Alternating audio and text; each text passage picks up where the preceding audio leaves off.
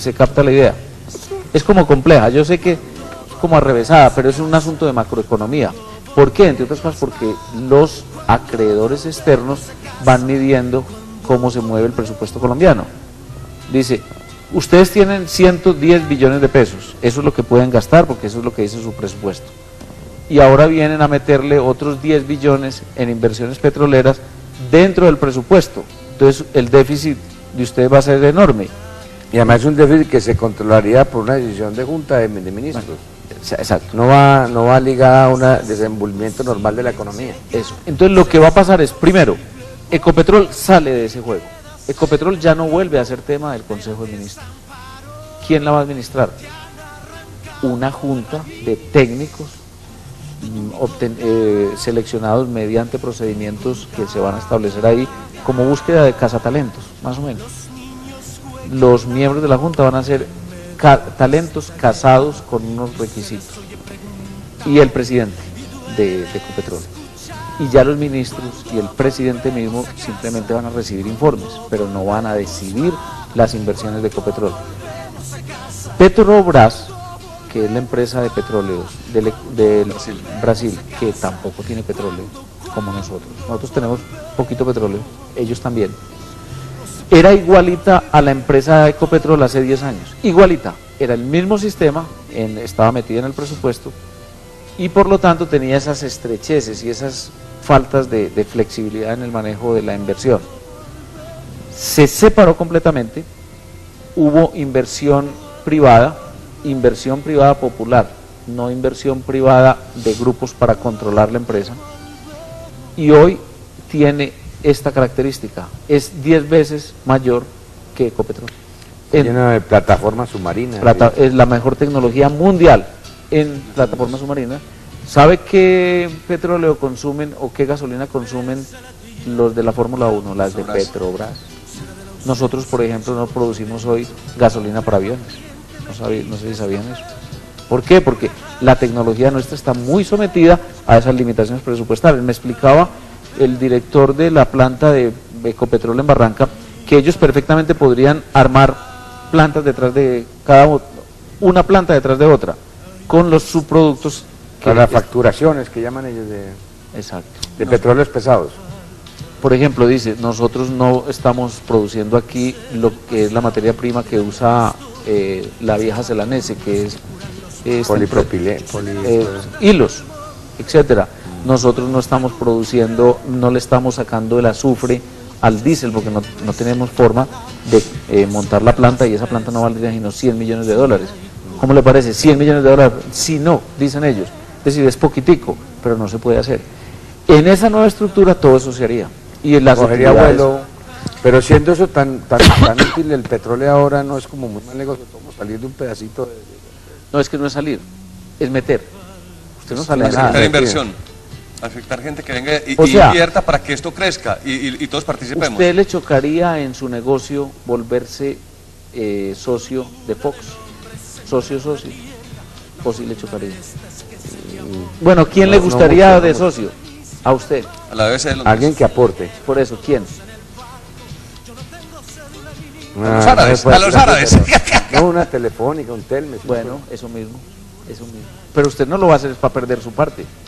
Usted lo va a hacer es para ganar más, para obtener más utilidades, para crecer, para incluso disfrutar de una gran empresa, porque además hay elementos no materiales en los éxitos empresariales. Venga, ¿el petróleo es tan poder que se permite uno insultar a todo el mundo y no le pasa nada? El caso de... Es que mire esto, nosotros estuvimos en Venezuela, en Maracaibo, haciéndole pues la pintica esa primera del gasoducto, y yo me puse a conversar, yo aparezco allá como la fracción chavista. Yo tengo, a mí me gusta mucho el lenguaje del discurso de Chávez. En cuanto a lo formal, ¿cierto? No, es y además como yo es un personaje convincente, es muy convincente. He estado hablado con él largamente de Bolívar y todo, y el tipo sabe por lo demás, no es pura carreta, el tipo se nota que usted también sabe, ¿no? O sea, Chávez sí está hablando de Bolívar.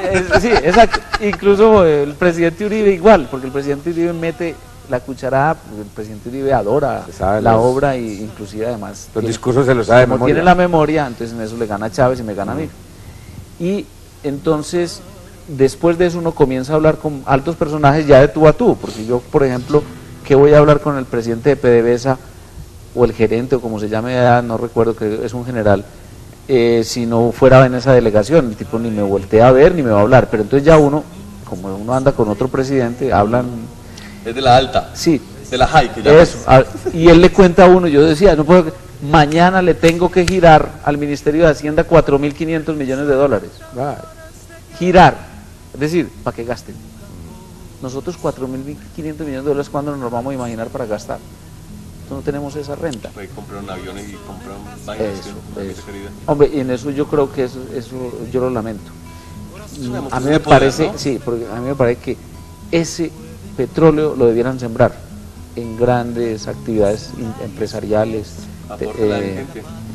Hay veces que el capital, si no se maneja bien y no hay una cultura que respalde, no, antes crean un desorden. Es como una casa, un hogar y no de un estrato que no ha tenido cultura y se gana la lotería, se enloquece. Sí, así es. Entonces, eso, un baloto mal manejado. Sí, se vuelve, se enloquece. Es una lástima. Bueno, hay un tema interesante. Usted ahora hablaba de la inversión extranjera. De todos modos, algunas personas que manejan en el mundo la inversión extranjera, sobre todo los fondos de pensiones europeos, americanos, estamos hablando de billones de dólares. Ellos, cuando planean sus inversiones, estudian países, riesgos país, y estudian muchos factores, muchos. La inflación, la devaluación, el Producto Interno Bruto, el presupuesto. La gente. Y sobre esas condiciones y reglas de juego planean a muchos años y manejan capitales inmensos. Eso no están jugando, pues, eso no es un juego. Colombia desafortunadamente nunca ha podido entrar, como es Chile, porque ahí abajo ya en Latinoamérica nadie puede jugar en eso. Es Chile. Pero una crítica que he oído yo de esos grandes financieros poderosos es que las reglas del juego, cuando uno se las están cambiando cada año, simplemente es que no pueden decir si es bueno o malo. Un tipo dice, yo no puedo decir si Colombia es bueno o malo porque no sé, o es una cosa y menos otra. Y una de las cosas críticas es que dicen en Colombia cada presidente llega con 3 reformas tributarias. Entonces, si no toma, si Colombia es un país que merece mandar 10, 15 billones, que son billones. 10 billones 600 mil metieron el año pasado. Bueno, pero eso es poco, porque cada fondo ellos tiene hasta más de eso. Ellos lo que critican son las reformas tributarias.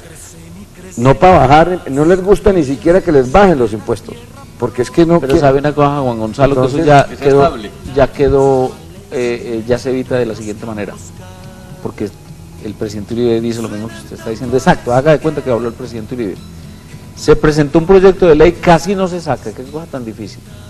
Usted, como inversionista, firma con el gobierno colombiano un protocolo de reglas establecidas en Colombia y no se pueden modificar, aunque haya reforma constitucional, cambios legales, lo que sea. Esas son las reglas para esa empresa. Ya se han firmado 2.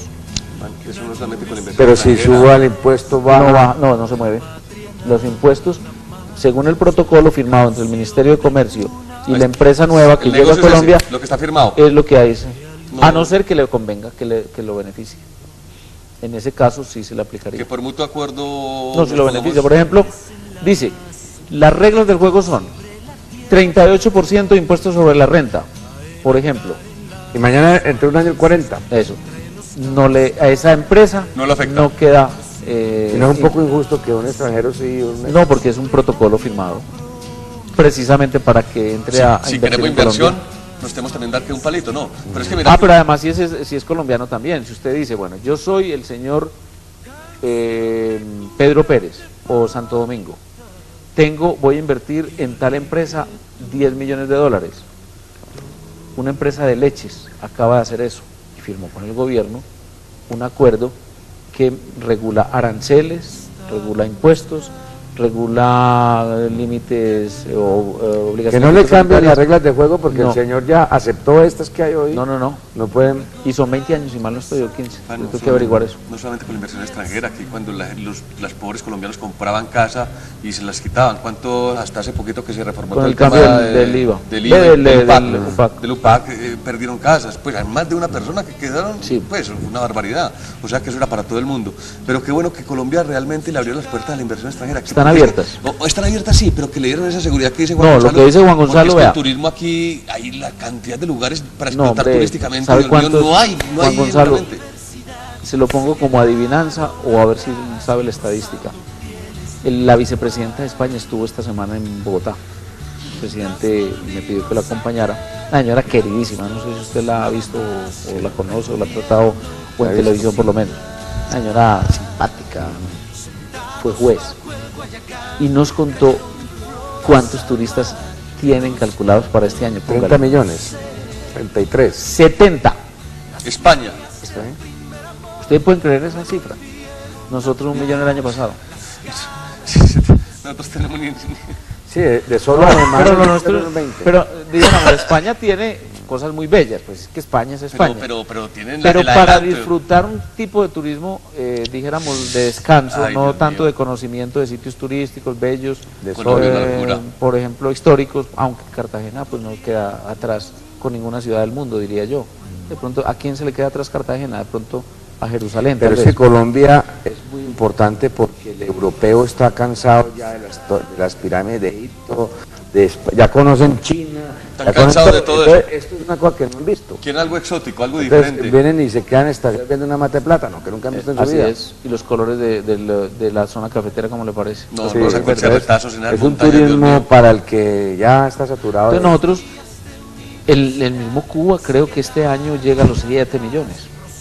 República Dominicana y Honduras están 1000 veces por encima de nosotros. República Dominicana, y que lo decimos. Usted lo sabe, pues que hay una tradición de inversión en turismo de alto Español. high muy importante. Incluso los venezolanos, Cisneros y ellos tienen inversiones muy grandes. En Cuba igual, pero ellos tienen un problemita que nosotros no tenemos. Los huracanes están desplazando el turismo hacia Colombia. Es factible que ocurra lo siguiente en estos 4 años. Inclusive lo anticipo para que vayan a invertir allá. Es el turismo es una bendición para el empleo. Claro. No, y el empleo bueno, el empleo que tiene Dólares. calidad y todo. En San Andrés y Providencia, que era un moridero, no nos digamos mentiras, San Andrés y Providencia estaba destruido hace 4 años. Hoy yo no he vuelto, me dicen que está lo más bello del mundo porque ya está lista ese El malecón. malecón, y ya la idea es que al lado de donde está hoy el hotel que fue sometido a extinción de dominio, se llama, ¿Costa Azul? no sé, es uno de casitas bonitas, no es edificio alto. Yo creo Bueno. que es el, No que redondos. sí creo, pero es una cadena de Un hoteles hotel, muy el- famoso. A todos lados, la idea del presidente es comprar para hacer un gran complejo turístico de alto nivel. Un muelle que permita el desembarco de los cruceros y lo mismo en toda la zona del Golfo de Morrosquillo, que el Golfo de Morrosquillo es mucho más bello que casi todos los sitios del mundo.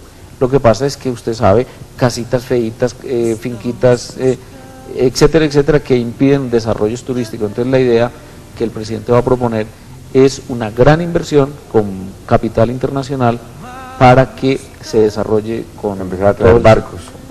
Además eso supone que el SENA redoble el esfuerzo de preparación de gentes que sirva a los restaurantes, que tienda las camas, etcétera. Usted habla ahora de Cuba. ¿Qué va a pasar con Cuba?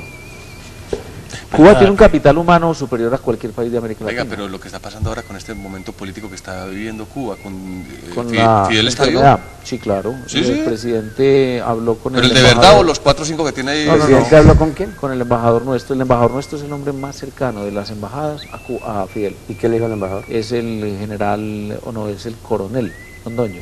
Ah, claro. El coronel Londoño es un hombre de hablar diario, pues, o cuando quisiera, con el general o con el comandante Fidel. Que fue Hasta- ministro de Fue ministro de Relaciones Exteriores. Nosotros tenemos un gran embajador en Cuba. Oiga esta escena. Es muy común que usted entre a la oficina del presidente Uribe y no pueda hablar con él porque está hablando con el presidente Fidel. 2, 3 horas. Es muy común. No es una cosa pues rara, no. Ha ocurrido varias veces.